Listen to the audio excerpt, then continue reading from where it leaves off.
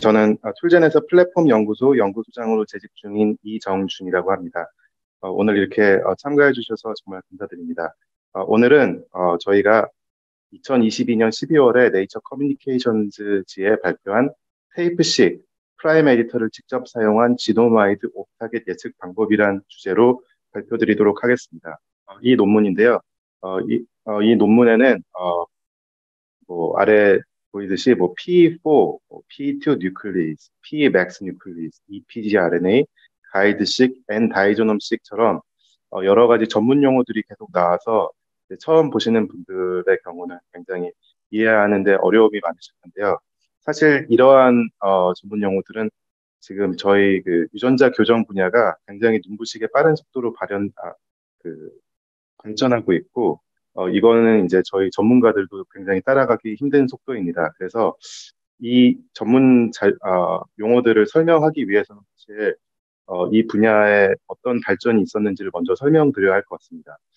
근데 이 논문이 하필이면 또 이 지노마이드 오프 타겟 예측 방법이다 보니까 저희가 유전자 교정의 발전 플러스 유전자 교정의 지노마이드 오프 타겟의 발전 두 분야 모두를 설명드려야 되는 점이 있습니다.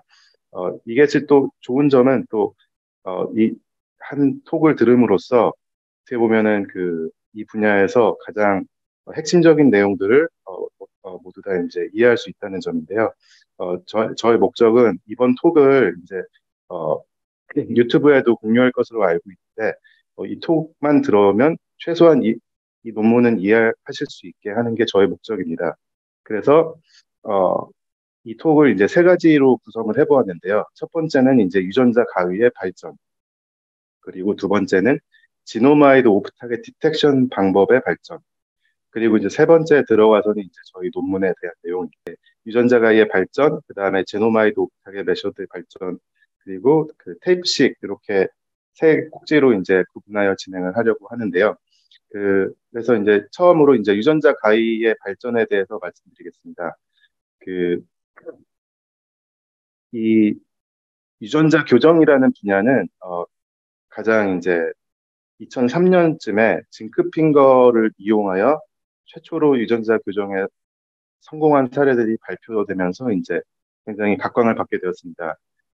2003년에 거의 백투백으로 두 논문이 나왔는데요. 두 그룹에서 모두 같은 어프로치를 사용했습니다.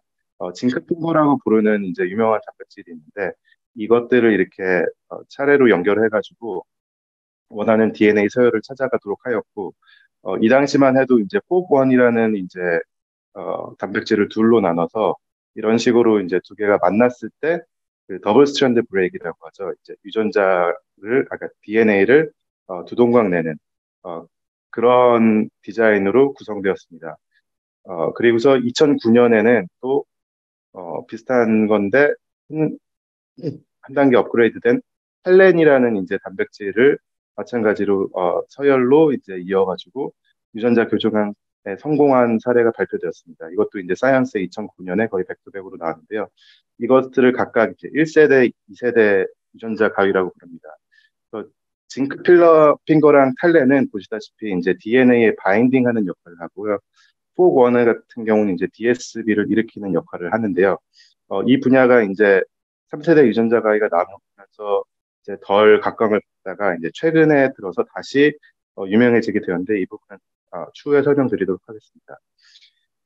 두 번째는 이제 저희 유명한 크리스퍼인데요. 이 크리스퍼는 이제 많은 분들이 잘 알고 계실 텐데 크리스퍼 단백질과 sgRNA라는 두 구성 요소로 이루어져 있습니다. 여기서 말씀드리고 싶은 것은 그, 이 크리스퍼도 마찬가지로 sgRNA 시퀀스와 유사한 시퀀스를 찾아서 더블 스트랜드 브레이크, 두 동강 내는 역할을 하는데요. 중요한 것은 이제 각각 그 가위의 날에 해당하는 H840이라는 부분과 D10이라는 부분이 있는데요. 부분을 각각 하나하나 이렇게 H840A라든지 D10A로 만들었을 때 이제 한 가닥만 자르게 되는 거죠. 이걸 저희가 닉이라고 부르거든요. 그래서 와일드 타입은 더블 스탠드 브레이크를 일으키지만 한 가닥만 자르게 하는 니케이즈라고 하거든요. 이런 걸로 바꿔서 이제 사용할 수 있다는 점을 이제 말씀드리고 싶고요. 그리고 이제 최근에 들어서 이제 베이스 에디터라는 것이 이제 개발되어서 각광을 받고 있는데요. 이것들 같은 경우는 카스9이 이제 원하는 유전자를 찾아가는 거고, 그 다음에 거기에다가 이제 디아미네이즈라는 그런 엔자임들을 붙여서 만들거든요. 그래서 왼쪽의 경우는 이제 사이티딘 베이스 에디터 CB라는 약자의 분자인데요. 여기는 토백이라는 분자와 UGI라는 이제 분자를 합쳐서 이제 엮어서 만든 건데 이 경우에는 이제 C를 T로 바꾸는 역할을 하고요.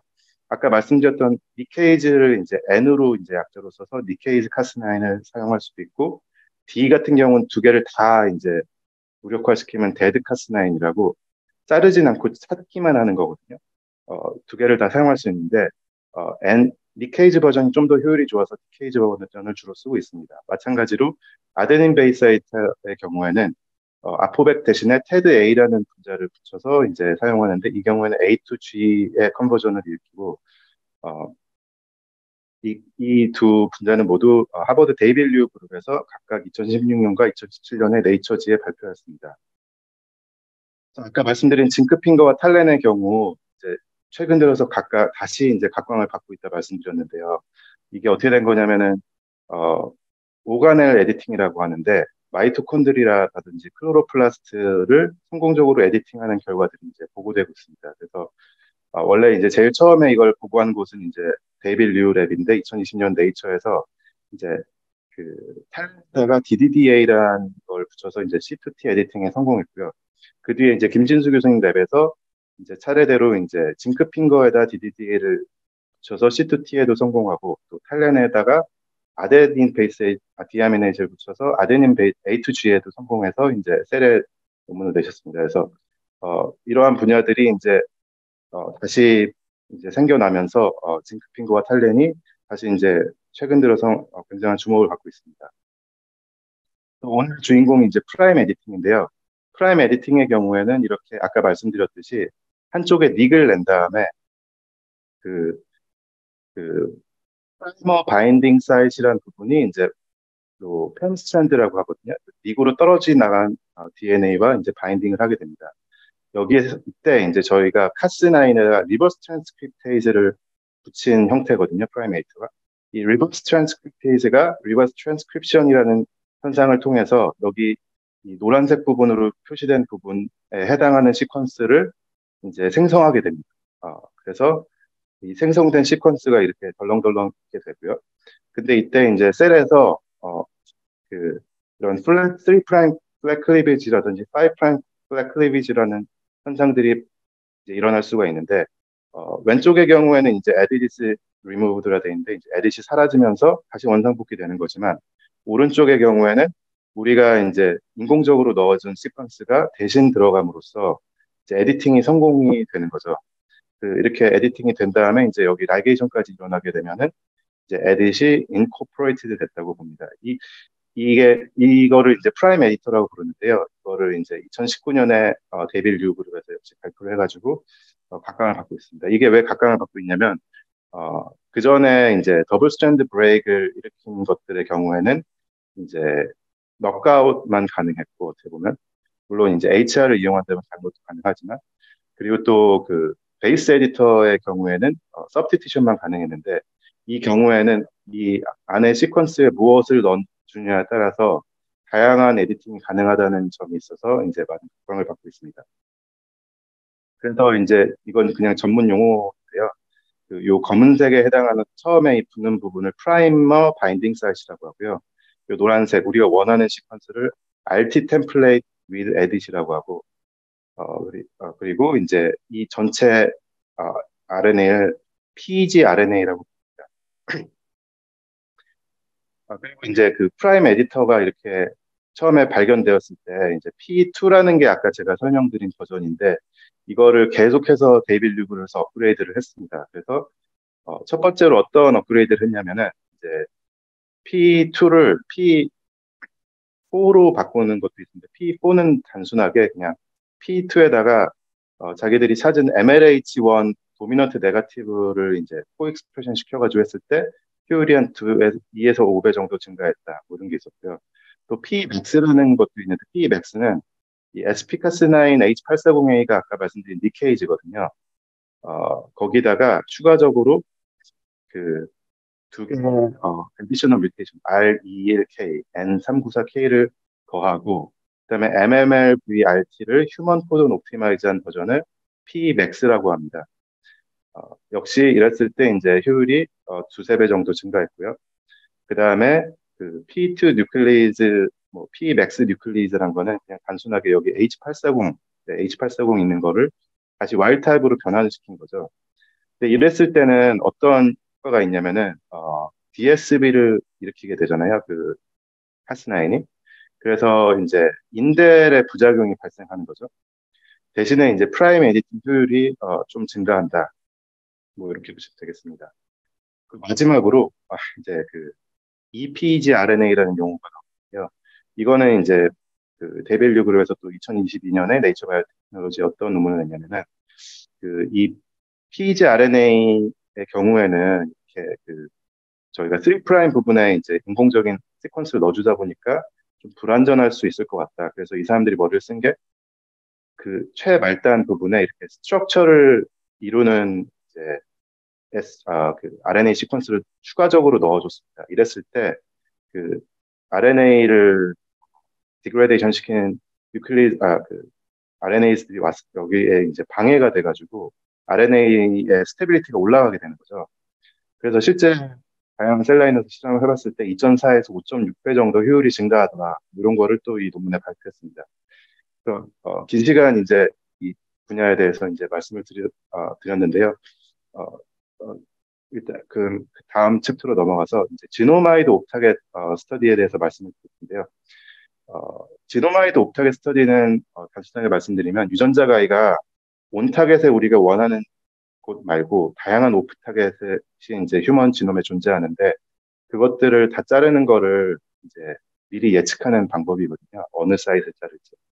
그래서 이 테이블 같은 경우는 저희가 지놈 바이올로지에 정리해서 발표한 테이블인데 다른 게 아니라 이제 그때까지 그 다양한 유전자 가위를 이용한 임상들이 진행되고 있었고 옵타겟 프레딕션 메소드를 이제 IND 파일링을 할 때 어떤 것들을 사용했는지에 대해서 이제 정리한 것들입니다. 그래서 에딧 101이 이제 어떻게 보면 크리스퍼로는 가장 어, 그, 최, 가장 빠른 게 이제 임상에 진입한 분자 중에 하나인데요. 그때 이제 사용했던 방법들을 네이처 메디슨지에 발표해서 저희가 이제 참고를 할 수 있습니다. 그, 이게 그 US FDA에서 가이던스가 또 최근에 나왔는데 거기에 어떻게 되어 있냐면은 셀 베이스드 그리고 인비트로 인실리코라는 세 가지 방법에 그 각각 다 사용해야 된다. 뭐 이렇게 이제 나와 있거든요. 오소고널한 방법들을 다 사용해야 된다. 그래서 이 에딧 101의 경우는 보시면은 셀 베이스드로는 가이드식, 인비트로는 다이드 점식, 그리고 인실리코는 카스 오핀더라는 이제 방법들을 사용했는데요.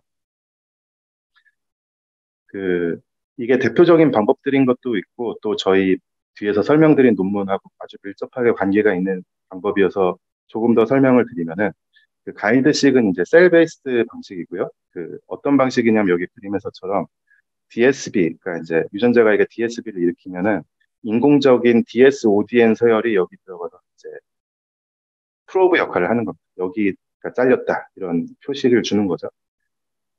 그래서 이 방법은 이제 하버드 대학교 키스정 교수님이 이제 만드셨고요. 이 키스정 교수님은 또 한국 계십니다. 그래서 최근에 호암상을 또 받으셨거든요. 그리고 다이제놈식 같은 경우에는 인비트로 방식인데요. 인비트로 방식인 게 어떤 방식이냐면은 셀 베이스는 이제 살아있는 세포에서 일어난 반면에 인비트로는 저희가 세포에서 지노믹 DNA를 얻은 다음에 거기에 이제 카스나인을 단백질과 SGR을 합쳐가지고 쳐주는 거죠. 그러면 이렇게 DSB들이 일어나는데 여기에 뭐 이런 프로브를 넣기보다는 그냥 이 상태로 저희가 홀지놈 시퀀싱을 하게 되면은 홀지놈 시퀀싱 결과에서 이런 식으로 인공적으로 잘려 있는 부분들이 이제 나오게 되거든요. 이거를 이용해서 이제 저희가 예측하는 방법입니다. 이게 이제 서울대 김진수 교수님께서 이제 발표하신 이제 방법이고요. 카스 오핀더는 이제 인실리코 방법인데 인실리코라는 게 어떤 거냐면은 그냥 이제 컴퓨터를 이용해서 우리가 원하는 sgRNA 타겟과 얼마나 유사한지를 이제 다 보는 거죠. 그래가지고 칸디데이트 오프 타겟들을 쫙 이렇게 리스트업 해주는 겁니다. 이 방법은 이제 또 역시 김진수 교수님과 서울대 배상수 교수님의 논문으로 이제 발표가 됐고 지금 세계에서 가장 널리 쓰이고 있는 프로그램입니다. 그래서 아까 전에 말씀드렸듯이 그 셀베이스드 인비트로 인실리코 세 가지 방법들이 있는데 이 외에도 이제 이렇게 다양한 방법들이 이제 전 세계적으로 발표가 됐고요. 어, 이건 이제 더블 스트랜드 브레이크에 대한 타겟을 예측하는 방법들입니다. 또 빈센터의 오프 타겟을 예측하는 방법들도 보시다시피 이제 셀 베이스 인비트로 위주로 발표가 되었습니다. 그리고 그 에디터의 경우에는 이제 이건 indirectly use, 그러니까 이제 뭐냐면은 아직까지는 그러니까 이 페이퍼 전까지는 프라임 에디터를 직접 사용해서 프라임 에디터의 타겟을 예측하기보다는 더블 스트랜드 브레이크를 이용해서 예측하는 방법들이었는데요. 그게 이제 가이드식이었고 엔다이전 음식은 뒤에서 설명드리겠지만 더블 스트랜드 브레이크라기보다는 니케이즈의 성능을 이용해서 예측한 방법이고 인신코 이제 카스 오핀더로도 이제 예측을 했었는데 이 세 가지 방법들이 이제 뭐냐면 유전자 가위가 이렇게 자르는 아니면 닉을 주는 성질을 이용해서 그 약간 인다이렉틀리하게 그 프라임 에디터의 지노마이드 오프 타겟을 예측하는 어, 예측한 방법들입니다. 그래서 가이드식을 조금 더 이제 반복적인 걸로 설명을 드리자면 이제 라이브 셀에서 이루어지고요. 이렇게 DSB가 일어난데 더블 스탠드 ODN 태그를 이제 넣게 됩니다. 그 다음에 그 지노믹 DNA들이 여기 온 타겟에도 이게 그래서 태그가 들어가고 오프 타겟들에도 다 태그가 들어가거든요. 그럼 지노믹 DNA들을 다 아이솔레이션을 한 다음에 이제 코바리스라고 랜덤 시어링을 하는 초음파로 이제 지노믹 DNA를 잘라주는 기계가 있어요. 그걸로 시어링을 하고 그다음에 엔드 리페어를 이렇게 하게 되거든요. 그럼 엔드 리페어를 하고 어댑터 라게이션을 하게 되면은 이제 프라이머가 이렇게 양쪽에 붙게 되는 거죠. 그러면 저희가 한 프라이머는 요 DS5DN 태그에 이제 매치되는 프라이머를 쓰고 한 태그는 이 엔드 리페어된 태그를 쓰게 되면은 이 DS5DN이 들어가 있는 사이드에서만 이런 PCR 반응이 일어나겠죠. 그러면 온 타겟과 오프 타겟들을 다 이렇게 예측할 수 있게 됩니다. 그리고 엔드전 음식에 대해서 좀 더 설명드리면 이건 이제 김용삼 박사님과 김대식 박사님이 그 크립에서 발표한 논문이거든요. 이 방법 같은 경우에는 그 2020년에 이제 발표되었는데 NAR에 그 닉을 일으킨 다음에 그 닉이 일어난 것을 그 다이제놈식과 비슷한 방식으로 이렇게 홀지놈식을 통해서 어, 알아내고 그 부분을 이제 검증해가지고 하는 방식입니다.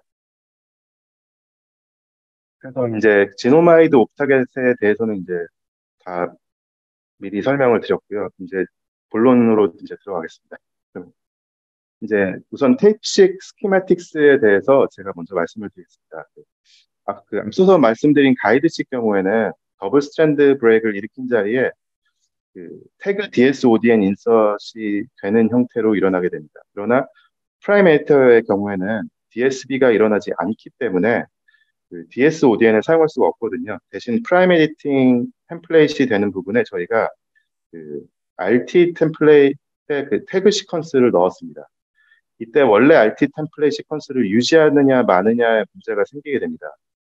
그래서 저희는 오프 타겟별로 RT 시퀀스가 달라질 때 생기는 타겟 액티비티를 구별해내기 위해서 RT 시퀀스는 유지하면서 태그 시퀀스를 삽입하는 방식으로 진행했습니다. 태그 인티그레이션의 효율이 높을수록 더 많은 오프 타겟 칸디데이트를 디텍트할 수 있기에 프라임 에디터와 PEG RNA 모두 발현하는 얼린원 벡터를 저희가 만들었고요. 이를 피기백 시스템이라는 걸 이용해서 인티그레이션 시켰습니다. 그래서 퓨어레이싱 셀렉션을 저희가 진행했는데요. 이걸 이용해가지고 인티그레이션이 잘 된 세포들을 셀렉트하고 지네믹 DNA를 이제 아까 보여드린 가이드식에서처럼 이제 쉐어링을 해가지고 라이브를 이제 서열이 포함된 것만 이제 PCR을 뜨는 그러니까 이 부분은 이제 거의 동일하다고 보셨습니다.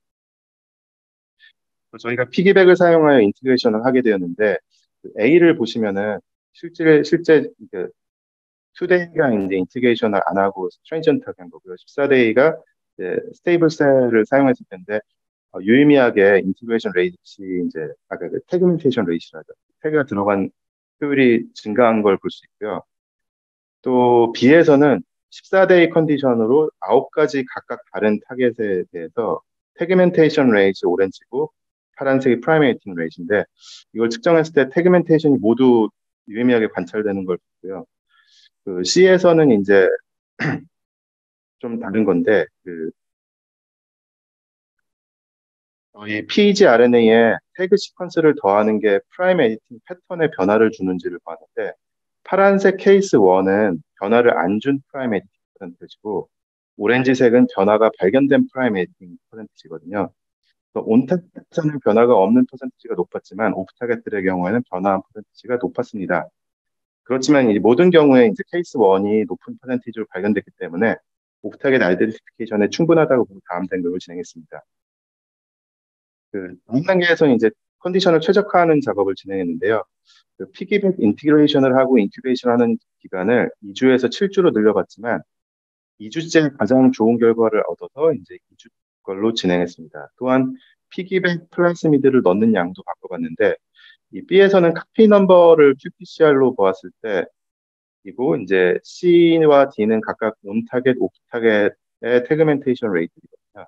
근데 가장 무난한 결과를 보여주는 1000 나노그램을 선택했습니다. 또한 다양한 길이의 태그 시퀀스 테스트도 진행해 본데 저희가 이제 핵 293T, 헬라 K562 세포의 온타겟 태그멘테이션이 각각 EFG고요. 그다음에 이제 옵타겟이 HIJ거든요. 그래서 온타겟들은 짧은 길이의 19 베이스 페이에서 가장 좋은 결과가 나왔고 오프타겟은 긴 길이의 34 베이스 페이에서 좋은 결과가 나왔습니다. 근데 실험의 목적이 오프타겟 캔디데이트를 예측하는 것이기에 저희가 34 베이스 페어로 계속 실험을 진행했습니다. 그 다음은 이제 옵티마이즈된 조건으로 핵4 플러스 EG2T를 이용하여 테이프식을 진행한 가이드식과 N 다이저넘식을 이용한 방법과 비교를 해가지고 그 벤 다이어그램을 저희가 그려봤습니다. 그 파란색이 테이프식, 주황색이 가이드식, 초록색이 N 다이저넘식이고 빨간색이 실제 이제 저희가 참 양성으로 밸리데이션 판정된 옵타겟들이거든요. 보시는 것 같이 파란색과 빨간색의 경우 매우 일치하는 걸 볼 수 있는데요, 시각적으로. 이때 각 방법들에서 놓치는 옵타겟들이 있어요. 그래서 이를 미스드 옵타겟이라고 하거든요. 그래서 그거를 이제 각각 10개의 타겟에 대해서 저희가 실험을 진행했을 때 실제로 테이프식이 가장 적게 놓치는 것을 볼 수 있었습니다. 그리고 아까 전에 제가 P4라는 걸 설명드렸는데요. 이거는 이제 도미넌트 네거티브 MLH1을 익스프레션 한 건데, 그 익스프레션. 그래서 이제 진행을 해봤더니 오히려 이제 놓치는 게 더 많아져서 저희 그냥 계속 P2를 진행했고, 또 핵293T 헬라 K561을 이용해서 테이프식을 진행해봤는데, 핵293T가 가장 적게 놓치는 걸 봐가지고 핵293T를 가지고 계속 추가 실험을 진행했습니다. 그리고 앞서서 P2 뉴클레이즈와 P 맥스 뉴클레이즈, 이 PEG RNA 등에 대해서 설명을 드렸는데 아까 말씀드렸듯이 뉴클레이즈 버전을 사용하면 인델은 늘어나지만 프레임 에디팅 효율도 증가하거든요. 그래서 이를 사용하여 실험을 한번 진행을 해봤는데요. A에서 보시다시피 이제 이거는 온 타겟 그리고 다양한 오프 타겟들에서의 그 태그멘테이션 레이시거든요. 실제는 P2 파란색보다 오렌지랑 그레이의 이제 P2 뉴클레이즈랑 Pmax 뉴클레이즈 PGRNA의 태그멘테이션 레이시 월등히 높음을 볼 수 있습니다. 그래서 저희가 추가적으로 이제 이것들을 이용해서 테이프식을 진행했을 때 오른쪽이 이제 미스 레이시거든요. 확연하게 이제 오른쪽으로 갈수록 그러니까 테이프식 Pmax 뉴클레이즈 EPGRNA를 썼을 때 가장 낮은 미스 레이트 퍼센티지를 보였습니다. 또 한 가지 이런 걸 평가하는 방법이 ROC 커브라는 게 있어요. ROC 커브라는 거는 뭐냐면 이렇게 그 스페시피티와 센시티비티를 이제 보여주는 이 커브인데요. 그 요 안에 요 커브 안의 면적을 이제 계산할 수 있거든요. 이게 1에 가깝다는 거는 이 부분을 다 포함했을 때 1에 가깝다는 거고 0.5가 이제 요 빨간 점선을 하면 0.5가 되거든요. 그 한마디로 말씀드리면 이게 1에 가까울수록 성능이 좋은 겁니다. 근데 보시면은 마찬가지로 10개 타겟에 대해서 해봤을 때 저희 테이프식 PMax 뉴클리즈 EPG RNA 버전이 가장 높은 성능을 보이는 것을 확인했습니다. 그래서 아까 처음으로 돌아가서 저희가 이거 굳이 테이프식을 왜 하냐, 그 기존 가이드식이나 엔다이저놈식보다 아까 제가 방금 성능이 좋다고 했는데 그럼 왜 좋은 거냐라고 했을 때요. 그 애초에 저희가 RT 템플레이트를 남겨놓고 태그 시퀀스를 넣었거든요. 그래서 이거를 한 이유가 이제 그 RT 시퀀스의 차이에 따라서 옵타겟에서 RT 시퀀스와 이렇게 매치되는 게 퍼센티가 다르잖아요. 그때마다 이제 어떤 옵타겟에서는 매치가 잘 돼서 잘 인티그레이션 될 거고 어떤 거에서는 안 될 거라고 생각을 했는데요. 실제적으로 이제 이건 정성적으로 비교를 한 건데요. 이 팩고 옵3라고 타겟과 옵22라는 타겟에서의 결과를 보시면요. 이게 요 빨간색이 이제 TAA라고 됐죠. 이게 3TAA 인서션. 이 TAA라는 걸 인서트하는 RT고요. 이건 반대로 EG2T라고 돼 있는데 G를 T로 바꾸는 거거든요. 근데 예를 들어서 이 PEG RNA는 이 오프 타겟에서는 여기 보시면 메이저 에디티드 레이시 높게 나오죠. 유의미하게. 반대로 파란색이 EG2T인데 이의 PEG RNA는 거의 없게 나오니까 발리넷이 되지 않았습니다. 반대로 22번에서는 반대 경향이 보여졌어요. 그 EG2T 같은 경우는 밸리데이션 됐는데 그 3TA의 인서션 같은 경우는 발견되지 않았어요. 이게 뭘 의미하냐면 타겟마다 그 RT 시퀀스의 시밀러리티에 따라서 어떤 거는 이제 밸리데이트 되고 어떤 건 안 된다. 이걸 좀 더 정량적으로 분석한 결과인데요. 그 왼쪽에 있는 게 이제 아까 마찬가지로 ROC 커브를 그렸는데 그때는 이제 다른 가이드식, 엔다이저널식, 그 테이프식이라는 방법에 따라서 그린 거라면 이번에는 그 각각의 RNA의 미스매치 퍼센티지를 계산한 다음에 그거에 의해서 한번 ROC 커브를 그려봤을 때 에리어 언더 커브인데요. 이게 아까 말씀드렸듯이 1에 가까울수록 좋은 지표라고 말씀드렸죠. 여기 보시면 RT 리전 미스매치, 이게 이제 RT 리전이 얼마나 같은 시퀀스냐인데 이거에 따라서 아, 이 미스매치가 가장 좋은 지표임을 볼 수 있습니다. 이게 뭘 의미하냐면 아까 전 슬라이드에서 보여드렸듯이 RT 리전이 이제 유사할수록 타겟이 밸리데이트 될 확률이 높다는 거죠.